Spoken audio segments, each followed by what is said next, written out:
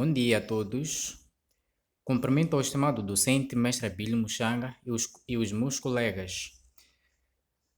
Eu trago aqui hoje um tema para debatermos e trata-se de um tema muito crucial, nesse caso para a sobrevivência de qualquer negócio. Nesse caso, o tema seria a cobrança das dívidas a receber. E nesse tema, nós vamos analisar como gerir estes ativos e principalmente como utilizar o factoring como uma ferramenta estratégica de tesouraria. Eu respondo pelo nome de Arnaldo Silé, estudante de Contabilidade e Auditoria no âmbito da disciplina de Contabilidade Financeira 2. Bem, esse tema tem como estrutura, nesse caso, abordar a cobrança das dívidas a receber, o mecanismo de factoring, modalidades, legislação e fiscalidade. Dando por início, nós temos aqui a contabilidade das dívidas a receber. Temos aqui a contextualização. Na contextualização, quero dizer, para entendermos melhor este tema, nós precisamos olhar naquilo que é a realidade do mercado moçambicano. Muitas das vezes, ou seja, muitas empresas, principalmente as pequenas e médias empresas, enfrentam aquilo que é o problema grave. Estamos a falar, ou seja, elas vêm, ou seja, elas têm lucros no papel, mas não têm dinheiro em caixa, assim que é. Então, existe um desfazamento temporal, nesse caso, do setor,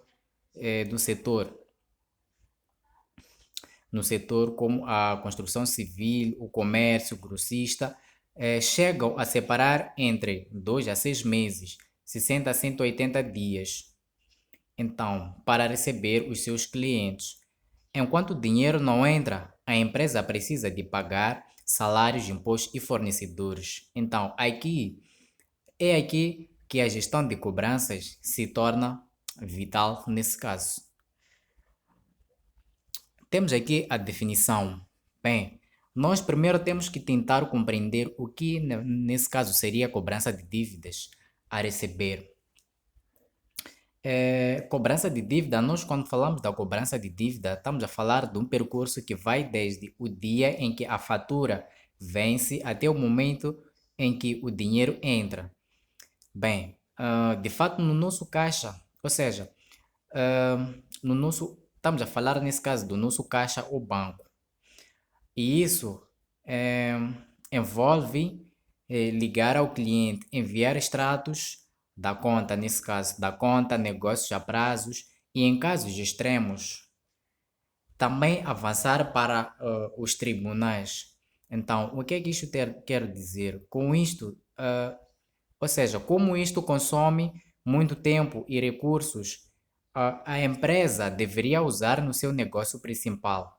Nesse caso, surge uma alternativa que nesse caso seria de transferir essa dor de cabeça, assim que é, para terceiros através de factoring. Então, a cobrança das dívidas a receber, nesse caso, está baseado nesse processo que vai desde o vencimento de uma determinada fatura até o efetivo recebimento do valor em caixa. Assim que é. Seguida, temos aquilo que é a norma internacional ou, nesse caso, PGC-NIRF. Se nós tentarmos a compreender contabilisticamente, hum, contabilisticamente, nós não trabalhamos no vazio, podemos assim dizer ou afirmar. Nós temos que seguir aquilo que é o PGC-NIRF, é o que a norma diz.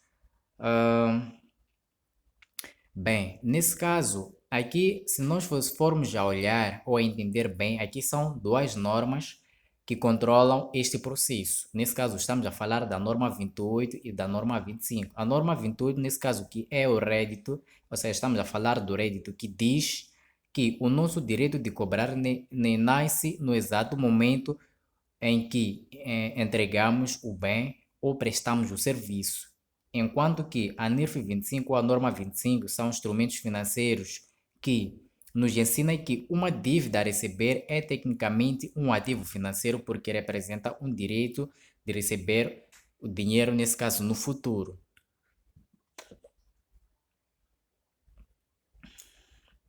De seguida, temos aqui uma breve explicação.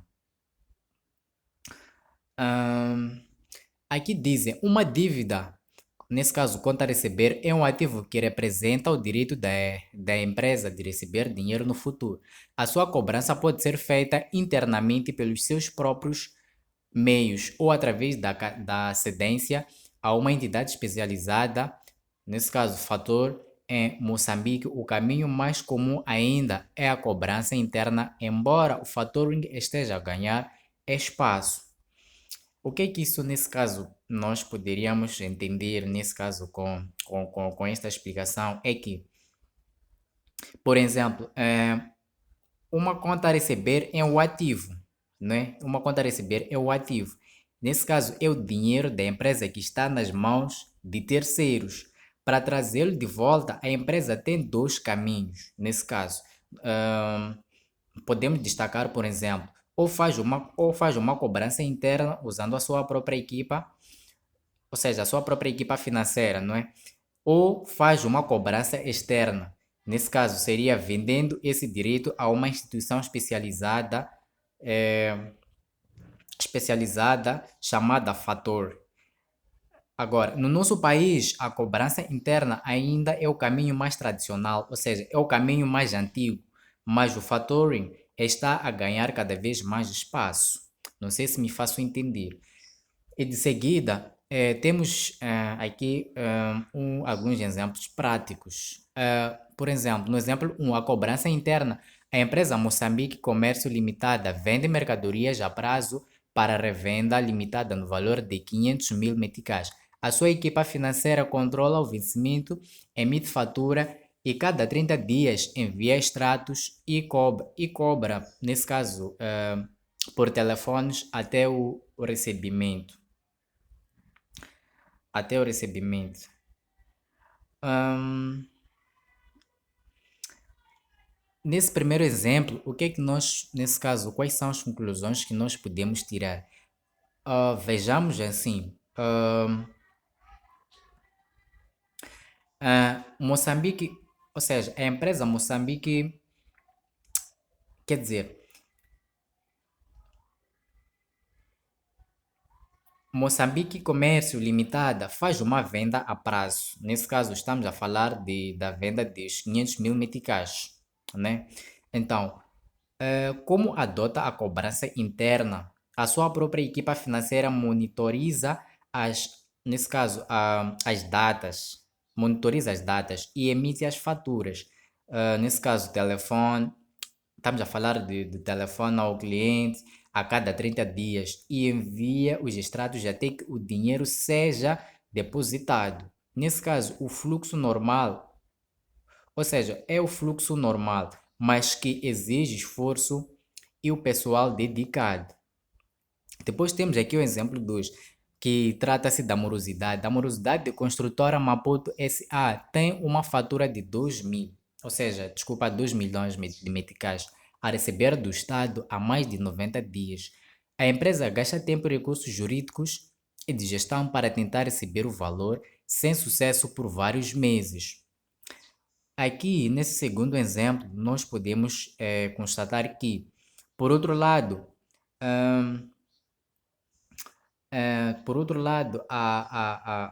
ok, vamos lá. Imagina a construtora Maputo S.A. que tem 2 milhões de meticais, não é? Nesse caso, é o valor que foi estimado ali no exemplo 2, de 2 milhões de meticais, para receber de uma entidade pública ou do Estado há mais de 90 dias. A empresa começa a gastar o dinheiro com advogados, tempo de gestão, vamos lá, reuniões e o dinheiro continua, nesse caso, o dinheiro continua retido. Isso é mais um caso que sufoca a tesouraria e mostra o perigo de ficar dependente de velocidade de pagamento de clientes. Então, Isso é um caso que pode afetar de uma outra forma, não é? Pode afetar de uma outra forma. De seguida, temos alguns exercícios práticos. Temos o primeiro exercício, reconhecimento da dívida, nesse caso. A indústria de cimentos SA vende a prazo 10.000 sacos de cimento a 300 meticais a cada para a distribuidora Norte Limitada. O IVA é 17%. Faça o lançamento contabilístico num momento da venda. Bem, temos aqui uma breve resolução. Temos aqui uma breve resolução onde, nesse caso, vamos ter o valor das mercadorias, que são de 10.000, conforme vem no exercício. E vamos multiplicar esses 10.000 com os 300 meticais, não é? Com os 300 meticais do cimento que foram nos dados no exercício. E nesse caso, dentro dessa multiplicação, nós vamos ter o valor de 3 milhões de meticais. E depois nos dá um IVA de 17%, que é esse IVA que nós vamos multiplicar com os 300.000 meticais que nós calculamos das mercadorias. E vamos ter o valor dos 510 meticais. Total da fatura são 3.510. Temos conta dever haver, onde temos clientes, conta corrente 441, no valor de 510.000 meticais, vendas 712, 3.000 meticais, IVA liquidado 44331, 510.000 meticais. Bem, se formos nós a observarmos esse exercício, nós podemos, de uma forma prática ou de uma forma contabilística, entender que quando a indústria de cimentos vende a prazo, o valor bruto da mercadoria é de 3 milhões de meticais, não é? Estamos já a tentar entender este exercício de uma forma teórica. Mas temos que aplicar, nesse caso, o IVA que foi nos dado de 17% em Moçambique, nesse caso, que é a taxa que nós estamos a usar, que dá 5, ou seja, que dá 510 mil meticais. Portanto, aqui o cliente passa a dever-nos o total da fatura, nesse caso que seriam 3 milhões e 510 mil de meticais. Na contabilidade, nós debitamos a conta 441, que são clientes conta corrente, pelo valor total do aumento do ativo. Em contrapartida, nós creditamos 712 vendas pelo ganho real dos 3 milhões e creditamos 44331, que é o IVA liquidado.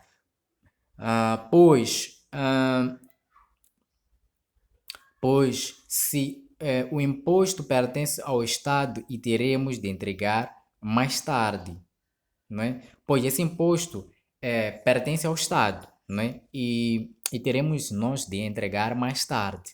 Então, é assim como nós podemos interpretar este exemplo de uma forma, esse exercício quer dizer de uma forma teórica. Depois temos o exercício 2 que diz o seguinte: passados 60 dias, a distribuidora Norte Limitada paga a fatura do exercício 1 por transferência bancária. Temos aqui uma breve resolução. Conta dever haver passa para banco, conta bancos 121 no valor de 3.510 milhões, aliás, perdão, 3 milhões e 510 mil, clientes, conta corrente 441.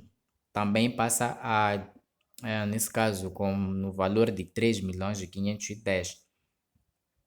Também, de uma forma teórica, nós podemos compreender que passados 60 dias, o cliente paga por transferência bancária. Então, nesse caso, o lançamento aqui é a liquidação, nesse caso do direito. O dinheiro entra quer dizer, na nossa conta. Logo debitamos o banco, nesse caso aqui a conta 12.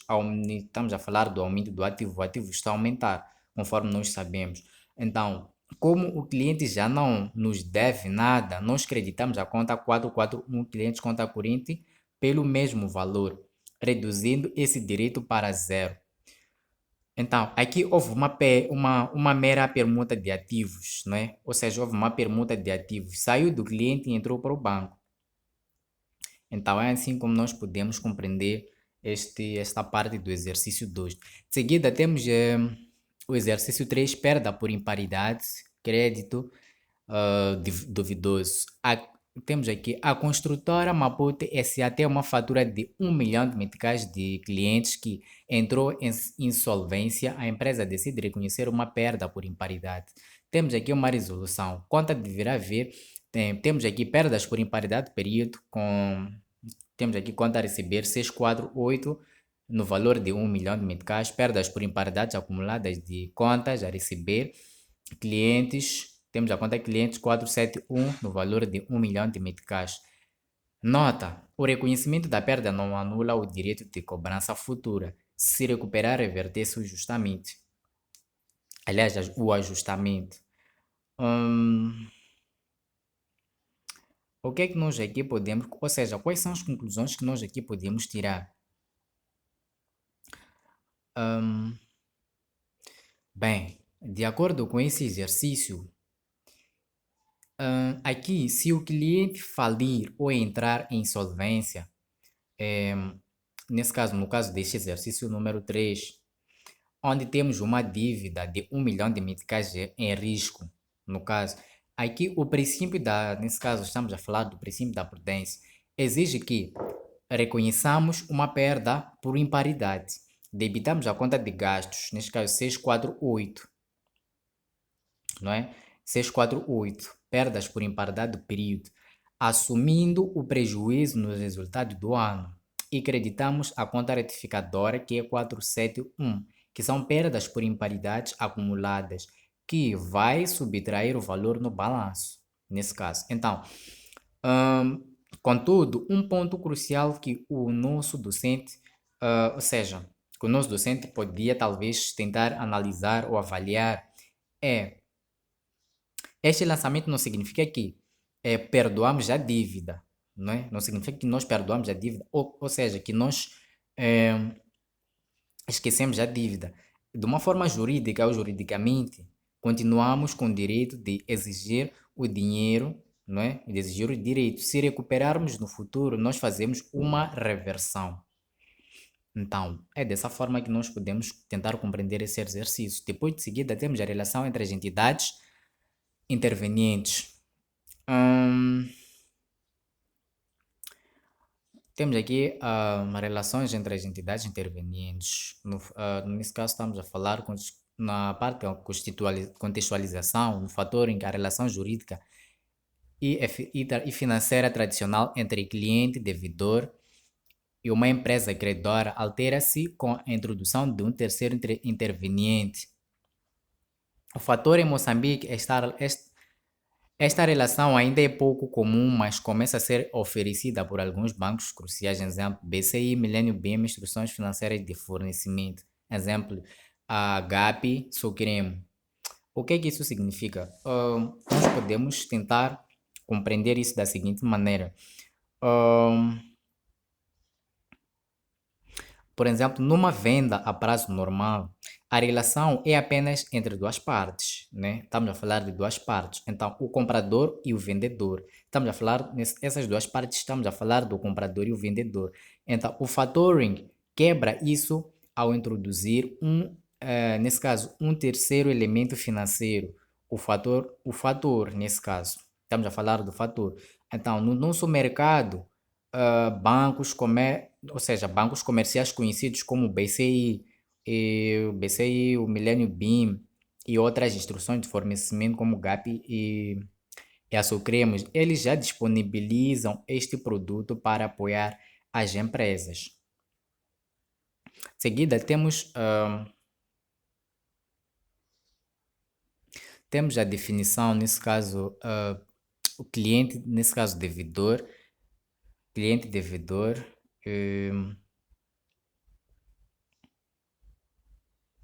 Estamos a falar de cliente devedor, nesse caso, que é a empresa ou entidade que comprou os bens ou serviços a prazo, portanto, nesse caso, deve dinheiro.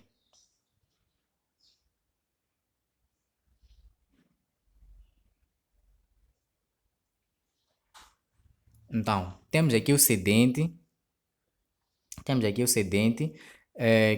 o aderente fornecedor é a empresa que emitiu a fatura ou é a dona original da dívida, crédito. É quem procura o factoring para resolver a sua falta de liquidez. Temos aqui o fator instituições financeiras, é a entidade que geralmente um banco ou sociedade de factoring que compra a dívida fornecendo liquidez imediata ao cedente e assumindo a responsabilidade pela cobrança junto do cliente. Então, temos aqui a relação entre o cedente e o fator que é regida por um contrato de factoring. O cliente é modificado para que passe a pagar, nesse caso, ao factoring.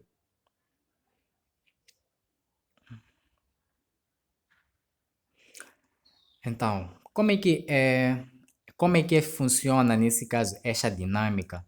Aqui, o cedente ensina um contrato de factoring com, nesse caso, instituições financeiras a partir desse momento. O cliente, nesse caso, o cliente devedor, nesse caso, deve ser formalmente notificado. Isto é, obrigado por lei. O cliente precisa de saber que o dono da dívida mudou e que no dia de vencimento ele já não deve pagar a nós, mas sim transferir o dinheiro para a conta fatura, nesse caso. Em seguida, temos a norma internacional PGC-NIRF. A operação é tratada contabilisticamente como uma transferência de um ativo financeiro regida pela NIRF 25, instrumentos, que é instrumentos financeiros. Nos parágrafos, nesse caso, não estamos a falar do PGC 23 a 39 sobre anulação de reconhecimento. PGC-NIRF no capítulo 4, contas a receber, a 6.7 gastos rendimentos financeiros fornecidos, as contas, nesse caso, a usar. Então, sob o ponto de vista contabilístico, o factoring ele é enquadrado pela NIRF ou pela norma 25 na categoria de transferência de anulação ou do reconhecimento de ativos financeiros. Então, aqui pode talvez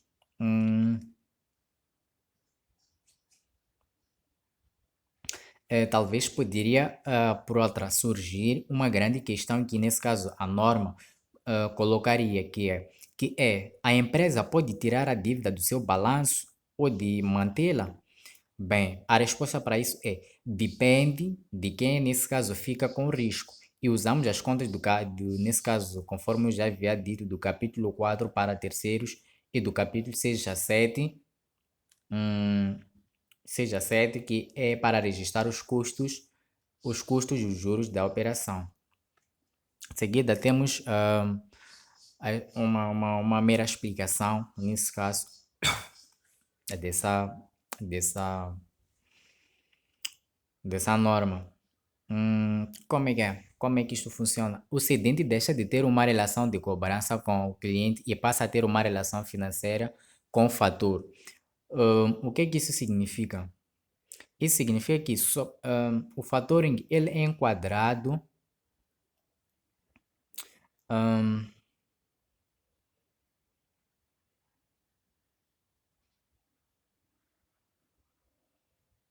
bem. Aqui, se nós formos a observar, a observar melhor, hum, vende seu direito, aqui dizem, vende seu direito de receber em troca de dinheiro. O cliente, por sua vez, vê a sua dívida transferida para o fator. Se o factoring for, nesse caso, com recurso, o risco de não pagamento do cliente ainda é do cedente. Se for sem recurso, o risco é do fator. Então, acho que essa explicação já dá para entender por si só o que é que isso significa. Depois de seguida, temos alguns exemplos práticos, né, de alguns exercícios. Onde temos aqui o primeiro que, nesse caso, temos aqui o fator único recurso, a fábrica de sabão, que cede uma fatura de 500 mil meticais da superfície comercial. A superfície comercial limitada ao banco X. O banco adianta 80%, 400 mil meticais. Se a superfície comercial limitada falir, a fábrica de sabão, SA tem que devolver os 400 mil meticais ao banco. Então, esse exemplo também está um pouco mais, digamos, explícito, né, em termos de interpretação.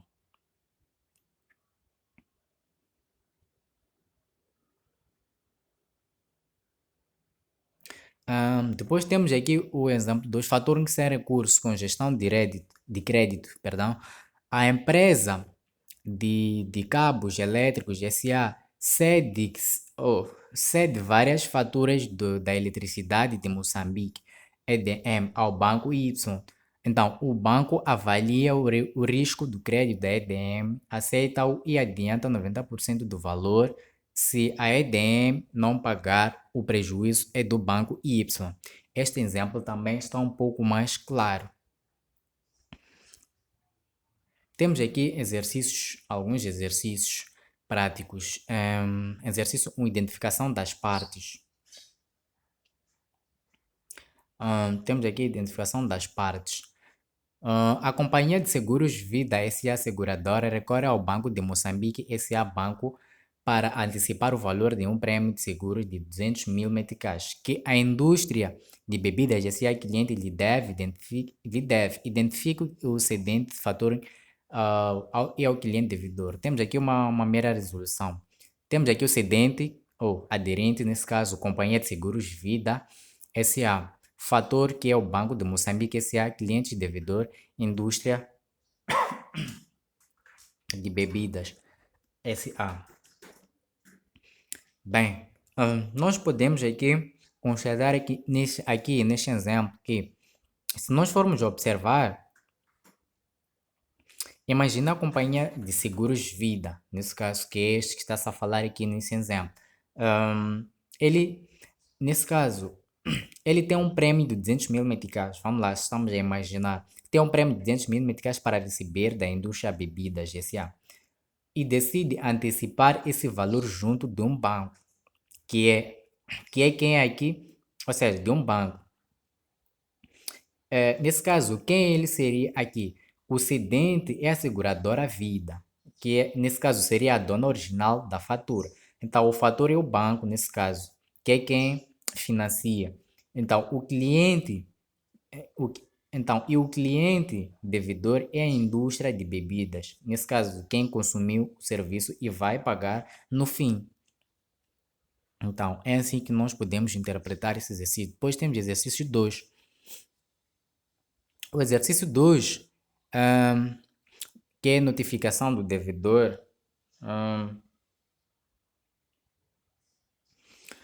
Com base no exemplo 1, após o contrato de factoring, quem a indústria de bebidas S.A. deve pagar o valor de 200 mil. Resolução. Temos aqui, após a notificação da fórmula, ou seja, formal pelo cedente ou pelo fator, a indústria de bebidas S.A. deve pagar o montante diretamente ao Banco de Moçambique S.A., salvo quando o acordo é ao contrário. Este exemplo também está um pouco mais explícito, de uma forma que nós podemos entender. Temos aqui um exemplo, nesse caso o exercício 3, que é o risco no factoring.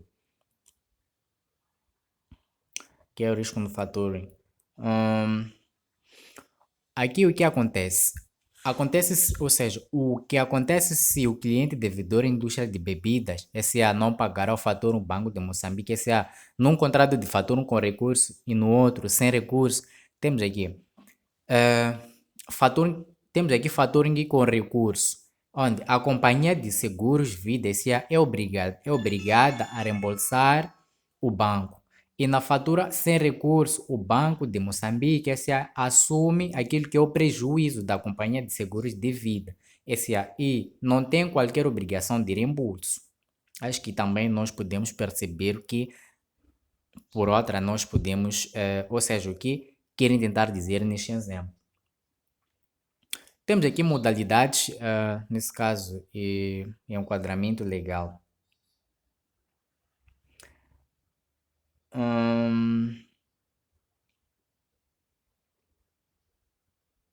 Bem, temos aqui modalidades de factoring e enquadramento legal. Em Moçambique, o factoring com produto financeiro especializado é relativamente recente e não existe ainda uma lei específica que regule de forma exaustiva. As operações são geralmente regidas pelo Código Comercial, pelo Código Civil, no que toca à exceção de créditos e pelas normas prudenciais do Banco de Moçambique para as instituições de crédito. O que isso significa? Ou seja, qual é a conclusão que nós, nesse caso, poderíamos tirar disso? Ahn, vamos lá. Ok. Vamos lá. Vamos lá. Temos aqui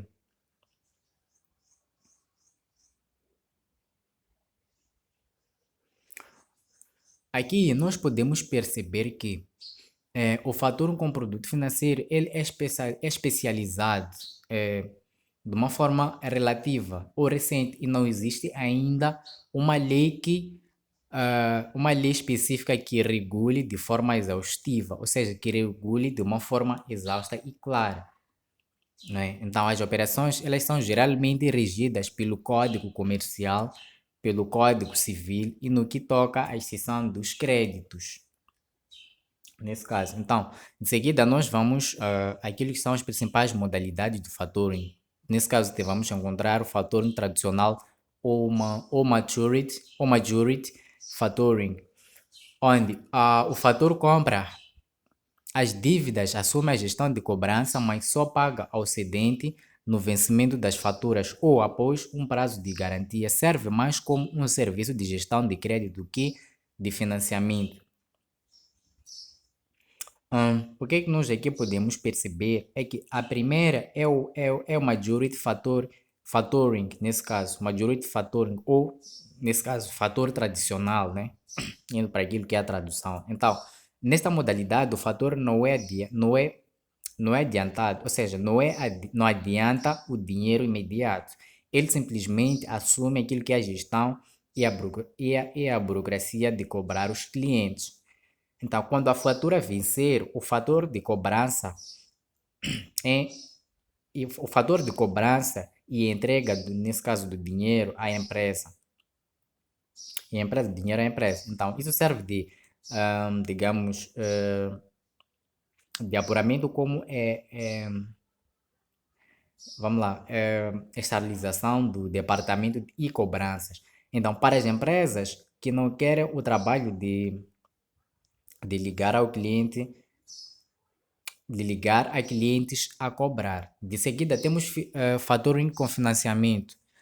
No faturing com financiamento, a modalidade mais comum, o fator adianta ao cedente uma percentagem de 70 a 90% do valor das faturas no momento de cessão. O restante por exemplo, 30% e 10% é pago após a cobrança, deduzidas as comissões e juros.